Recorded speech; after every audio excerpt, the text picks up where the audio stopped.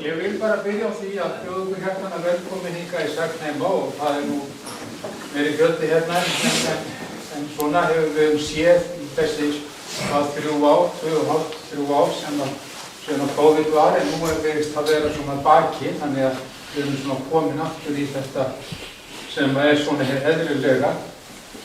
Hérna sitjum við á hverjum fimmtudegi og horfum á myndir í þessu sjónvarpi og líklega eru það þá langvaxnar einstaklingar sem koma að horfa á ljósmyndir en koma og fylgjast með tröllaskipinu Jamestown sem kannski var hægir, þetta náttúrulega var stærsta seglskip veraldar sínum tíma. En ég vona samt að þið sjáu, menn hafa eins hvart og undir að sjáu ekki alveg á skjáinu, ég vona að menn sjáu verði svona að tegja sig aðeins til. En fyrirlesturinn sem að hér fer fram og eftir, hann haldinn undir merkinu Saga og súpa sem að Helga Hallbergsdóttir, þá var hér yfir Sagnheimum, startaði fyrir svona, hófir svona 10 ára og einkenni á þessu að við reynum að brjóta upp svona stóra, mikla dagskrá í smerri dagskrá þar sem fókus tiltekið viðfangsefni. Í stað þess að vera með stærri dagskrá sem tekur oft á mörgum viðfangsefnum, margir fyrirlesarar, þá fáum við einn einstakling til að fjalla eitt fylgigefni. Og það hefur alltaf verið þannig að það er mjög fjölbreytt. Það er alltaf áhugavert, það er alltaf fjölbreytt. Nú kynnast við þessu skipi hérna. Mörg ykkar þekkið það kannski gegnum þetta heiti, Theodor Ólafsson. Og Akkiris festarnir sem hann eiginlega kom hérna með bara bak hérna sjálfum sér upp guðlauströppurnar og setti hérna fram á safnahúsi með mig. Og það sem að svona kemur manni mest og óvart þegar maður les bókina Halldórs sem hérna til sölu fyrir þá sem ekki að eignast hana, hvað þetta eru fjölþættar heimildir, sannar og lognar, alveg klárlega, en þetta er svo fjölþættar heimildir sem Halldór hefur náð sér í, tekið saman til að segja þessa sögu þessa ævintýra tröllaskips. Þannig að ég býð Halldór Svavarsson velkomin hingað í pontu og að taka við. Gjörðu svo vel, Halldór. Gjörðu svo vel.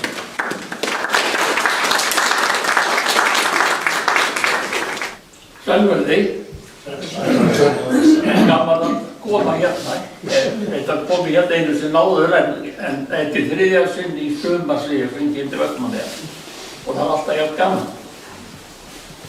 Nú, Strand Jamestown, þetta var mikið ævintýri á sínum tíma og fólk vissi ekki hvaðan áðast á veðrið þegar það vaknaði upp að morgni 27. júní 1881 og sá þá stærsta skip sem var nokkurn tíma síðan, þetta stærsta skip sem hafði komið til Íslands.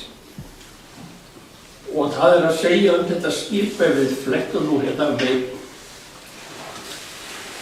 Þetta til að byrja með ekki Jamestown. Þetta það bara falleg mynd af sams konar skipi. Það er engin mynd til á Jamestown og það er enga teikninga til. Skipið var sjósett í Norður-Ameríku Maine 1869 og þá fengu menn bara skipaskrif frá Englandi. Englendingar voru vanir að smíða skipa þessu dagi og menn byrjuðu bara að smíða og hjálpu trén eftir hendinni.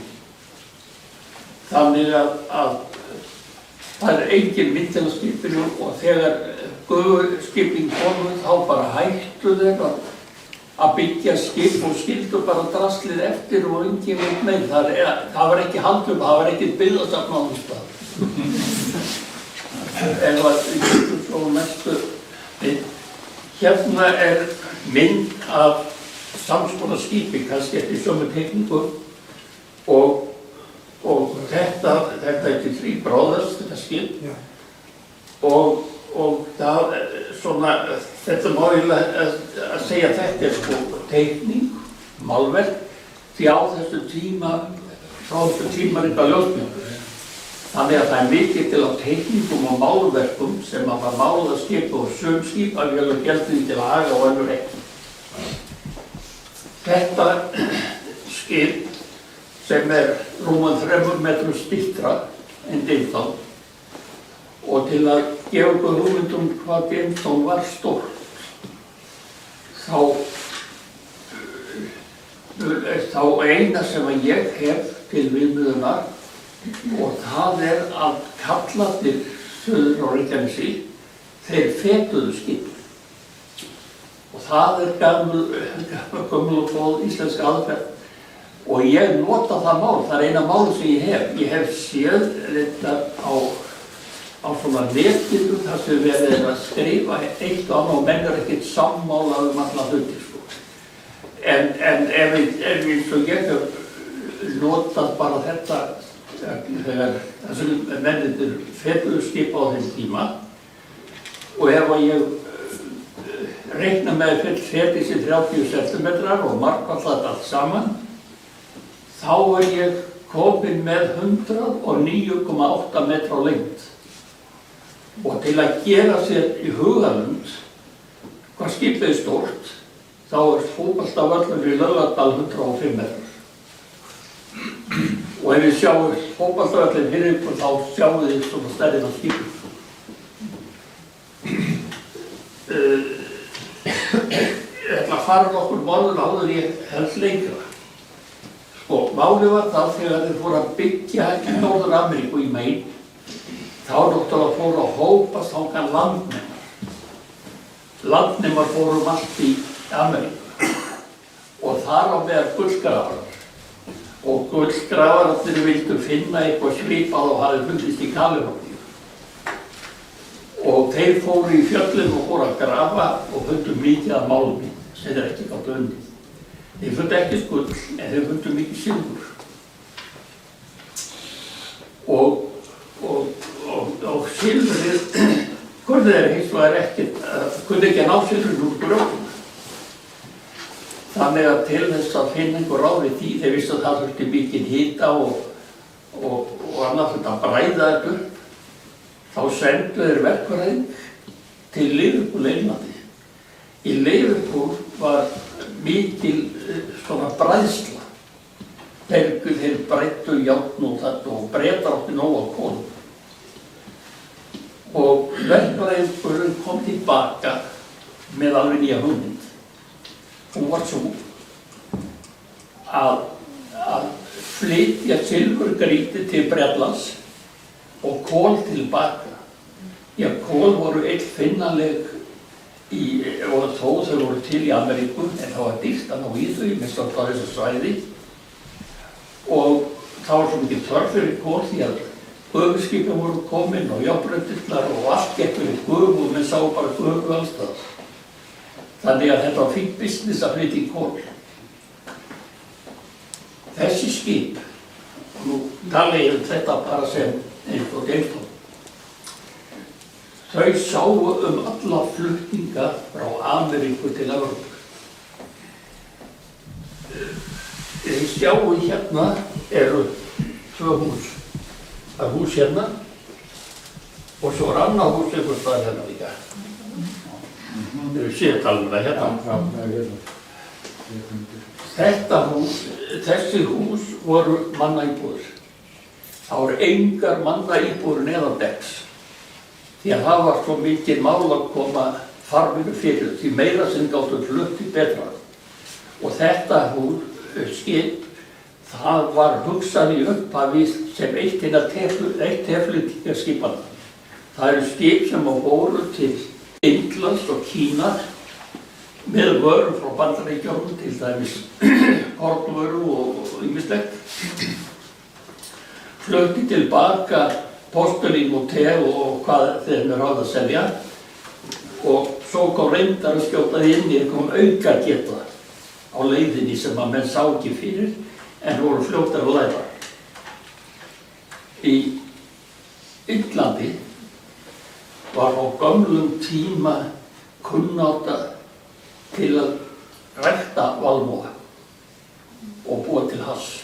Menn reyndar jöfnuð á þessu til að fá sér svona meiri kraft og eitthvað svona. En Bandaríkjamenn skipin, þau keyptu síðan valmúa eða keyptu hérna unnavöru í Indlandi og fluttu til Kína. Það voru þessir farmenn sem kenndu Kínverjum að nota ópíum. Og það er hérna, meðal annars í bókinni og það er viss á hérna Roosevelt fyrir Bandaríkjaforseta.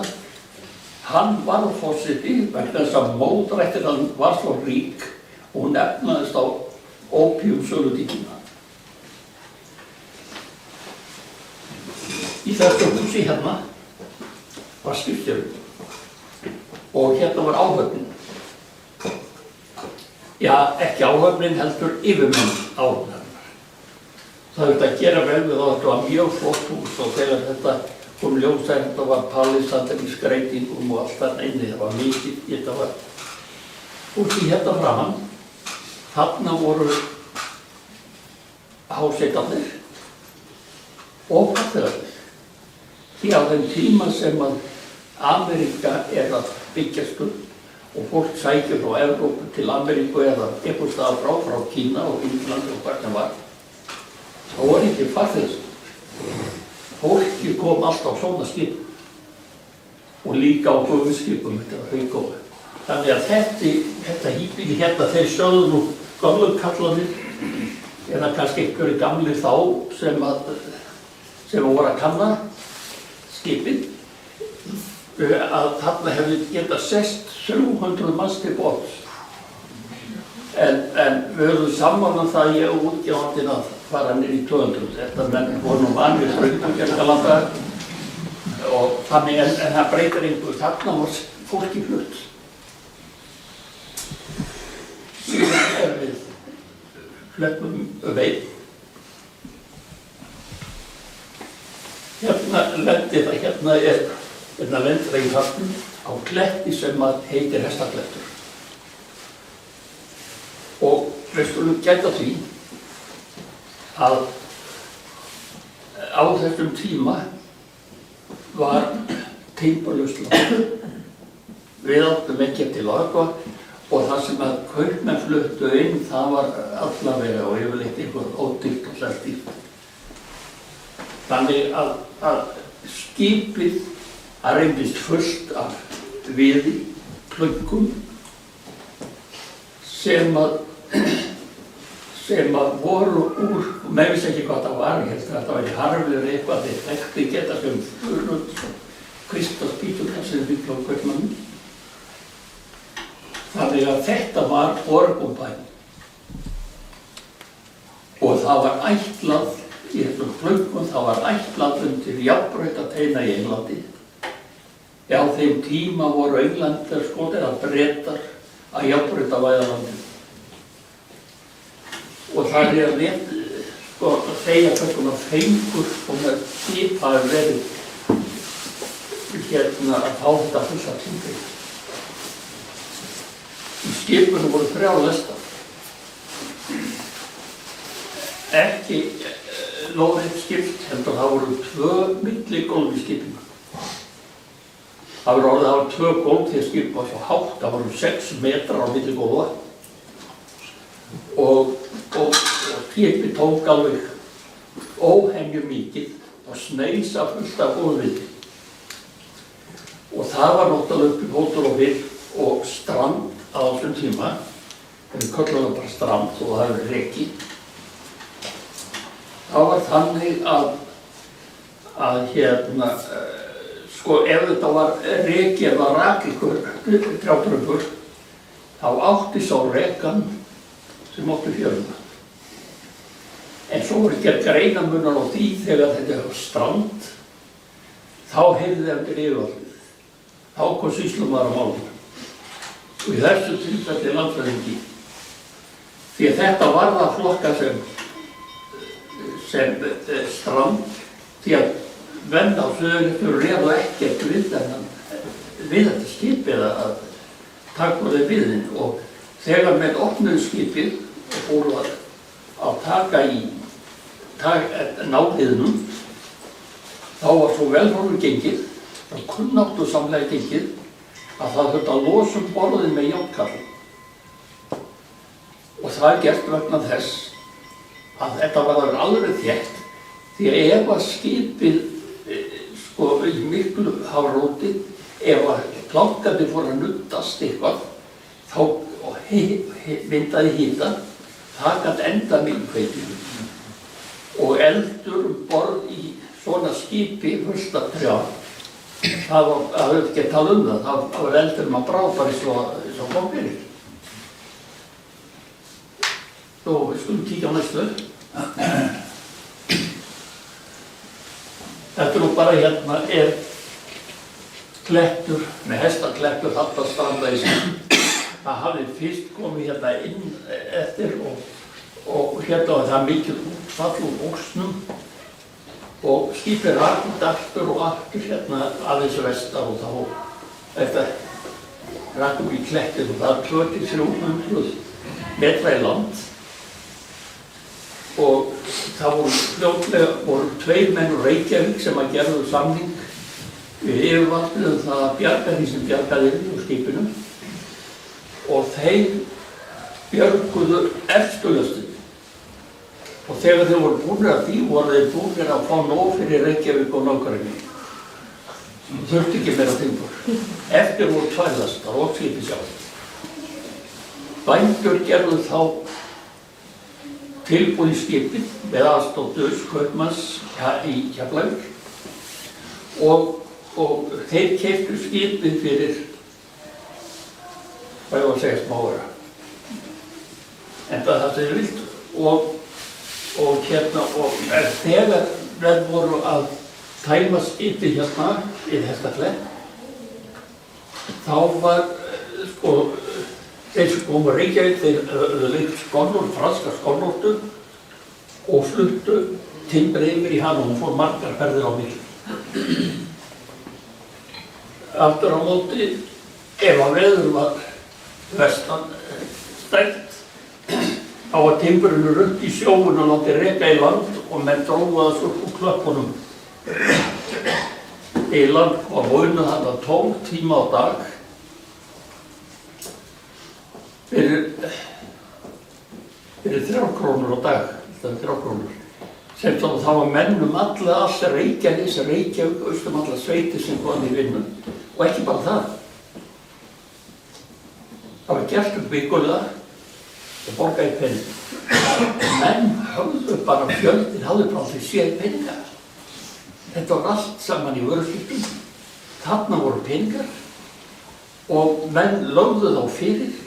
Sumir byggðu húsin sín, þar sem þeir voru eða keyptu bústofn og svona og þetta voru mikil uppgrip á næstu. Þetta er Hestaklettur. Það er ekki meiri mann, næstu. Þetta er til gamans. Þetta eru skipin eins og við Íslendingar áttum á þeim tíma. Hérna eru 19 menn um borð. Og sem passar að þetta er 8 ringur, þá eru 2 menn um ár. Þeir eru 16 manns og sína skipstjórinn svo 17. Þeir eru hann um borð. Og það var til þess að menn renndu færum á bæði borð og síðan skiptust þeir á að róa. Og ef það voru vondveður þá voru 2 menn um ár. Þetta var hérna og á Reykjanesinu. Ég hef verið að lesa núna í sambandi við Breiðafjörðinn. Þar var ekki svo mannmargt. Það var enda betra veður, þetta ekki að róa hart. Og næstu. Já, þetta er nú bara Oregon Pine, svona voru plankatir undir jafnréttunum. Oregon Pine er kennt við fiskið Oregon, sem er nyrsta fiskið í Bandaríkjunum af vestanverðu, við vesturströndina. Þar er þetta er þeirra þjóðartré, þjóðarblómi þeirra. Og En ástæðan þetta var hins vegar í Main sem nyrst á Austurströndinni og þar var líka Orkupæn. Því að Orkupænu vex eftir breytta línunni. Þvert við vatninu. En reyndar kalla ekki Orkupæn á úti. Við gerum það, það er svona kaupmanna heita á þessu. En þetta ketti svo við Orkun vegna þess að í Orkunfiski þar svona þjóðgarður eða fiskisgarður þar sem tré upp í 3-4 metra bara breitt þvert yfir og upp í 90 metra há og þykir mikið gersemi og þetta svona vandað en þetta heitir Douglasviður en þess að kallar hér Orkupæn. Þannig að þetta þekki allir sem að þekki einhvern við.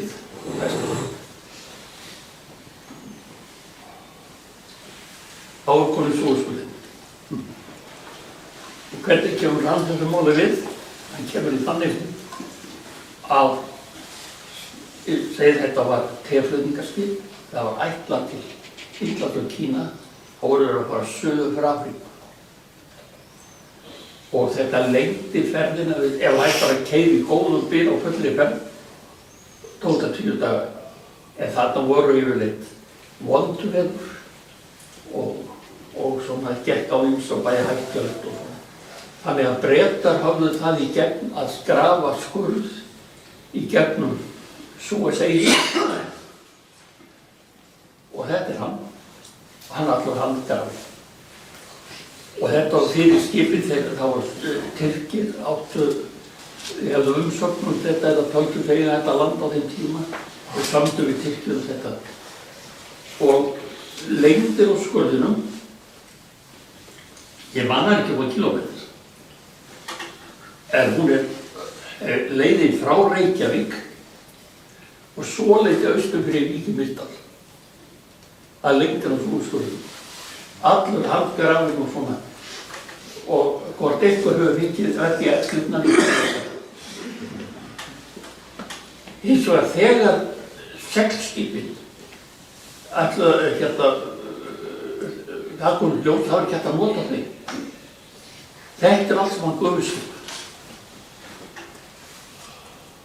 Á þessu svæði eru suðlægir staðvindar á Sahara. Það þvert á skurðinn og henta ekki seglskipum. Eins komu loftdagar, dögum jafnvel vikum saman. Þannig að þá voru ekki komin dráttarbátar sem voru að nýta meir í þetta. Þannig að þetta ýtti mjög undir smíði gufuskipanna á kostnað timburskipanna. Næsta. Þetta er leið skipsins. Skipið er smíðað sko hér í Ísland. Það fór hérna til St. John, þar var á hlaðið af timbrinu og þeir koma við svo hérna því að Akkerisunda bilaði og síðan hérna hingað til í ræð til að ná silfurgrýtið. En skipið var orðið fullt af timbri og tókur þetta ráðs að þeir tók út í kassa á dekkinu.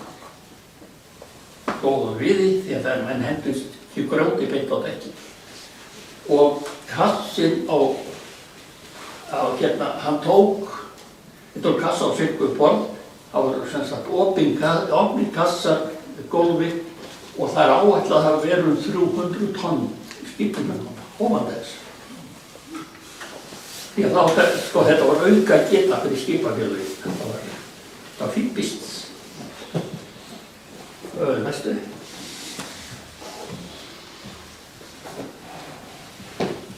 Þegar þetta til gamla þetta svona skúta til að sýna þetta eru 37 segl. Hvert einasta segl og hvert einasta stag allstaðar hét sínu nafni. Þannig að það var mikils virði að fá kunnáttumenn um borð. Og þetta var þannig að stýrimennir og allir menn sem eitthvað vit var í, þeir voru gerðir að stýrimannum og skipstjórnendum. Hásetarnir réðu aldrei nema 1% og ekki ráðnum. Þetta voru langir túrar og svo þegar skip átt að fara, þá var bara að fara á barina, hafnarglæpurnar og ráðið mannskapur sem var þá orðið vanur einhvers staðar og þeir voru tóltu illa og einhverjir struku frá borði í þessum viðgerðarhöfnum og svo frá einhverjum. Næsta. Þetta eru straumarnir Atlantshafi. Þegar skipið sigldi það var á leið til Liverpool og við hérna og lenda eftir viku í albrjáluðu veðri. Og þá kom í ljós að skipið var ekki byggt við þessi 300 tonn á dekki. Þannig að þyngdarpunkturinn hann hækkaði og þeir réðu ekkert við skipið. Þannig að skipstjórinn sem var afskaplega reyndur og góður maður, hann dreif í því að þeir hentu öllu grjótinu fyrir borð. Þannig ef við gott að Silfurgríti þá var það 600 mílum undan Írlandi. Og á eftir þeim flugu kassarnir og þá var slysið. Teljum. Kassarnir blankarnir rekast í stýrið og stýrið brotnar af. Þar með endanlega ekki það stjórnandi. Í þessu veðri var skip á reki. Þeir sáu skip, gáfu merki en enginn sá þá fyrir eftir 6 vikur það kom skip sem kom auga á þá og bjargaði skipshöfninni. Skipshöfnin var 25 manns, eitthvað mun hafa fækkað vegna þess að þeir voru að stelast og síðan var að auki eiginkona skipstjórans og dóttir þeirra. Og þetta svolítið sýna að þegar var bjargað hérna var skip sem að sá þá í þá skip sem var varpið á það reðingi við að draga þetta. Það var ekki það. Og þeir sáu meðan hérna þannig að þeir eru einhvers þar á þessu róli. Þetta var eftir 6 vikur sem þeim bjargað. Já, hérna. 4,5 mánuði seinna reykvarður Reykjavík. Það hálft ára á reykjum Atlantshafi. Mannlaust. Mannlaust. En Mannlaust. Mannlaust, já. Mannlaust á reyki. Og þegar það rak í land þá voru það bara segldruslur og það vantaði aftasta mastið í skipstjórinn og látið að saga það af til að fella það til þess að ná valdi á skipinu en ekki dugði. Næstu. Ekki til gamans. Það var nokkur áður þá hafði bandaríska flotamálaráðuneytið hafði sett skip norður með austurströnd Bandaríkjanna að leita skipi sem hafði farið að leita leiða til Austurlanda bara hinum yfir pól. Og þetta var svona áður en við fórum að grafa skurðinn en þeir komu það ekki fram. Þetta skipaseldi leita þeirra. En það sem svo gaman að þessu, þetta fullbúið seglskip með dísilvél. Og fyrst í stað það tók sjónir út til að menn við 50 ár að treysta guðvélni. Þetta var reykspúandi og hávær eitthvað áverktæki en þeir vissu ekkert hvað það myndi endast, þeir þekktu seglinu og þegar búið var að samleina guðvélina þá endaði því að seglinu það. Næsti.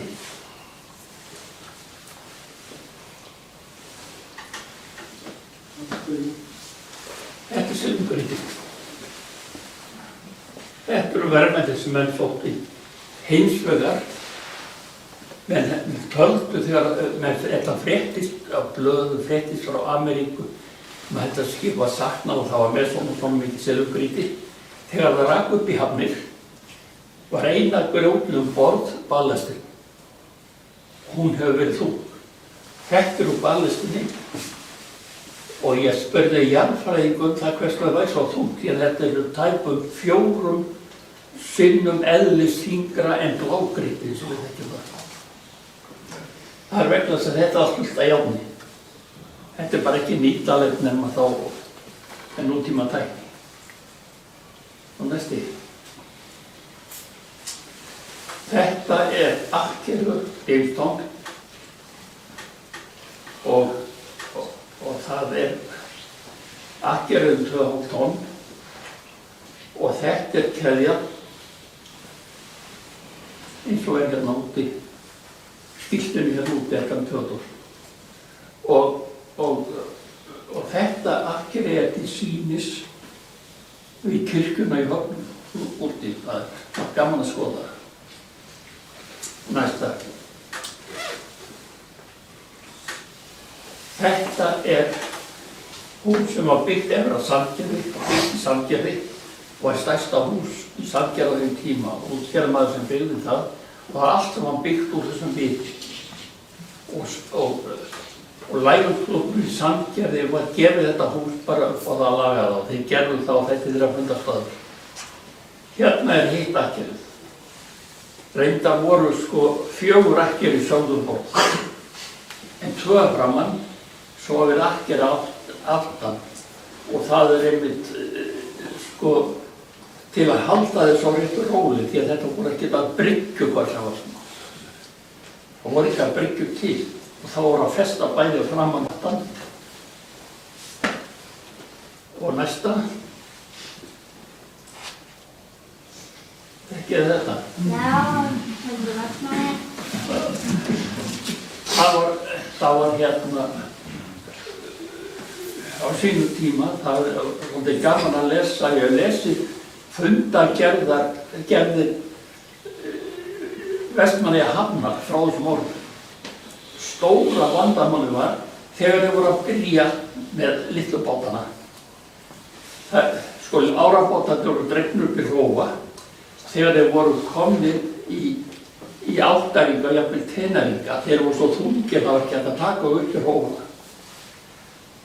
Þá kom lausnin að flytja út á Höfn. Og í upphafi þá notuðu menn stóra fjörusteina.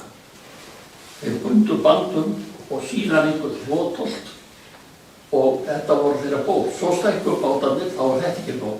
Og menn sóttu í keðjur sem fengu kannski út togurum sem stönduðu hér eða eitthvað. Og einstakku bátarnir og ekki brugðu til og var það oft mikill skaði. Þannig að þeir keyptu keðjur sem þeim var boðin sem var þarna var enn á kafi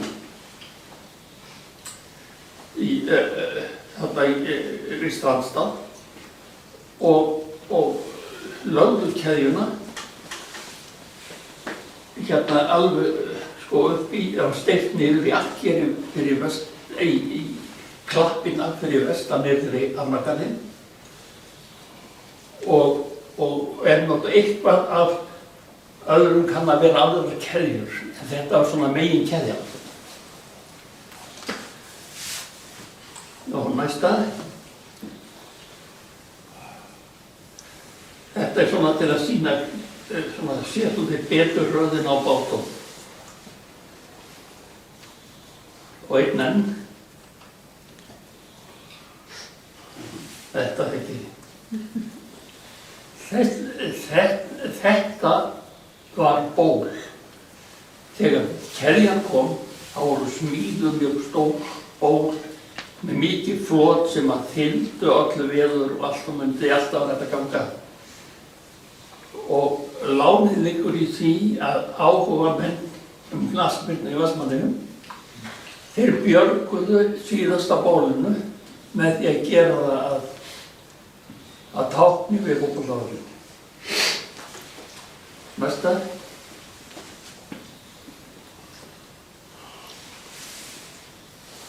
Það er til félag þetta mál. Þetta félag sem var í gangi þegar ég byrjaði og þeir fræddu mjög eitt og annað. Og þetta stjórnfélagsins, þetta spil sem hafði náðst upp úr eftir gosið, en þetta ekki, að koma að því. Spilin voru gufugnúð, akkerspilin. Það var útilokað að ná þessum akkerum og þessum spilum á handafennar. Þannig þetta var eitt enn. Það hefur verið notað, kannski víst, bæði við fermingar og affermingartímina. Næsta. Þetta húsið Bali sem stendur vikið það Stafnes stór jörð þarna, bygging sem nú lítið búið og konans þetta var einmitt ættur frá Stafnesi og þetta Bali eina húsið sem stendur eftir. Og ég talaði við galarmannin sem að það býr og hann bara hugsa vel sitt hús og allir hafa mikið saman.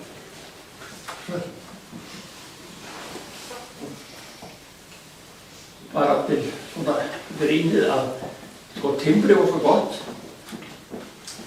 að það var maður sem Ketilsson var sonur Ketils Jónssonar sem átti kot og við hornum og einhver stærsti bóndi og allavega þessar slóðir. Hann keypti jörðina Karlsnes, byggði þar timburkirkju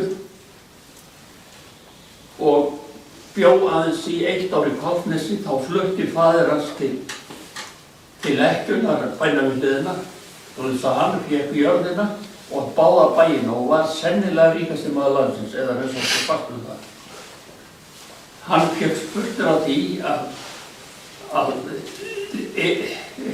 sofnurinn í Njarðvík var að láta byggja kirkju, steinkirkju, og þetta var geysiflott. Þannig að hann ákvað að, eftir að það frétt á leka í Golfukirkjunni, ákvað með þetta rífa hana og byggja þessa kirkju. Og fékk smiðina sem voru í Njarðvík, steinsmiðina til að byggja þessa kirkju. Og hann gætti sín hins vegar á því hafa hana aðeins lengri og pínulítið hærri heldur en kirkjuna í innri Njarðvík. Því að þetta var tákn, þetta var svona þeirra tíma lúxusjepar. Og svo var allur viðurinn þessum það út í Einstók og predikanastóllinn, þegar það var nýja predikanastól og vissi ekki úr hvað efnum var eitthvað deilum hvað efnum verða, þá rak upp á jörði við hliðin á Hvannesi, lag helja mikið drumbur og palisandir sem mun hafa verið úr káetu eða herbeggi skipstjóðars á skipum.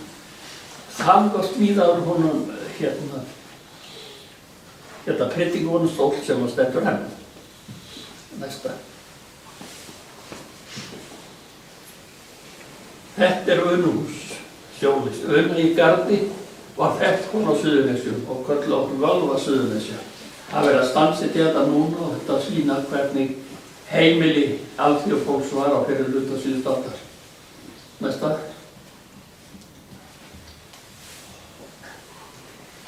Þetta Stöðshúsin í Keflavík. Stöðs var mikilvægur kaupmaður í Keflavík. Hann byggði þar upp mikið.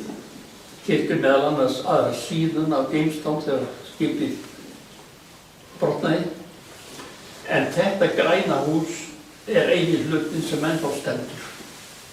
Það var ekki tímans að hafa breytt þessum hús. Næsta. Þetta Gröndalshús í Reykjavík. Sigur Jónsson sem var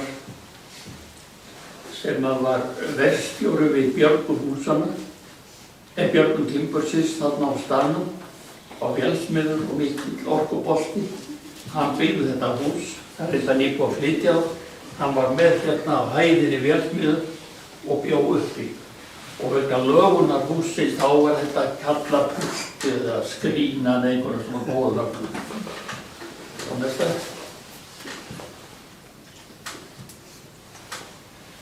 Þetta er Fúlutjarnalækur.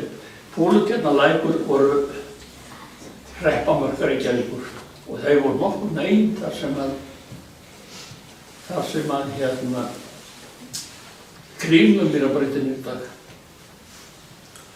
Og síðan hefur Reykjavík þetta sótt í sig veðrið og stækkað. En brúin yfir Fúlutjarnalæk er úr timbrinu Dimstál. Þetta er hérna í Laugarnesi. Franskísmýrarverð. Er þetta Holtsveikaspítalinn? Já, Holtsveikaspítalinn. Og næsta.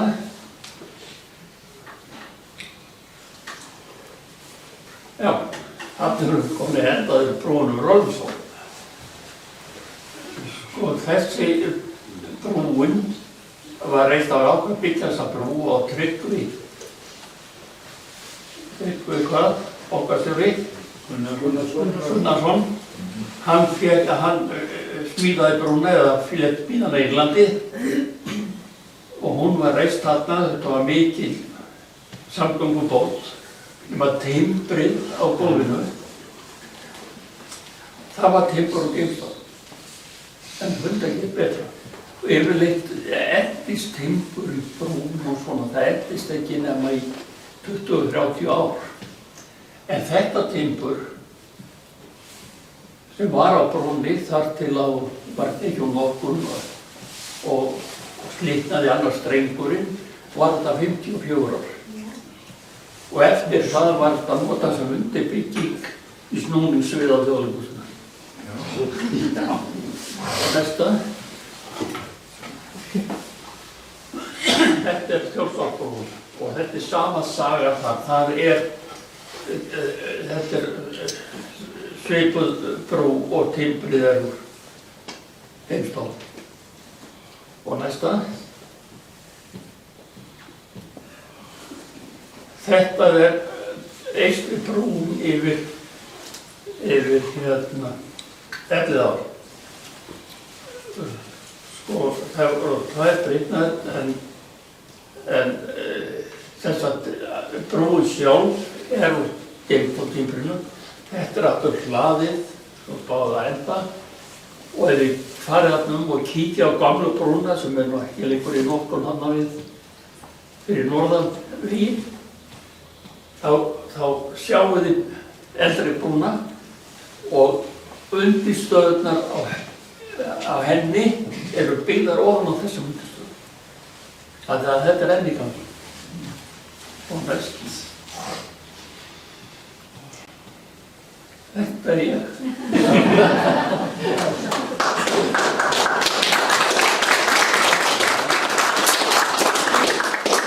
Þetta hús hérna heitir Neðri Óttastaðir. Þetta var byggt í landi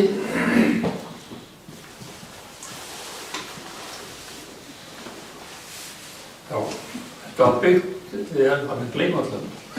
Þetta var byggt á Vatnsleysuströndinni bæna þar sem að Þorvaldur síld og fiskvamsvinni. En það var byggt síðan sá sem að byggði húsið, hann flutti til Kanada til 2 ár. Þá var skipstjóri í Hafnarfirði sem keypti húsið, reif það niður, flutti og keypti land hérna á Neðri Óttastöðum til skammt fyrir sunnan Straumsvík. Keypti það land, byggði húsið upp aftur. Eftir 3-4 ár flutti hann líka til Ameríku. Þá var þetta eitthvað í leigu, síðan var þetta svona sögubústaður og eftir 1950 hefur ekki verið búið í húsinu. Það hefur ekki verið búið í húsinu í 70 ár. Þetta er hurðalaust og gluggalaust og ég fór þarna inn og ég hafði bíllykil og rak svona í þetta og ég fann engan þúfa í stofan og kannski sem ekki á það en þetta ég komst að því hins vegar þetta var afskaplega vandamál. Nú, ég ekki svona mér.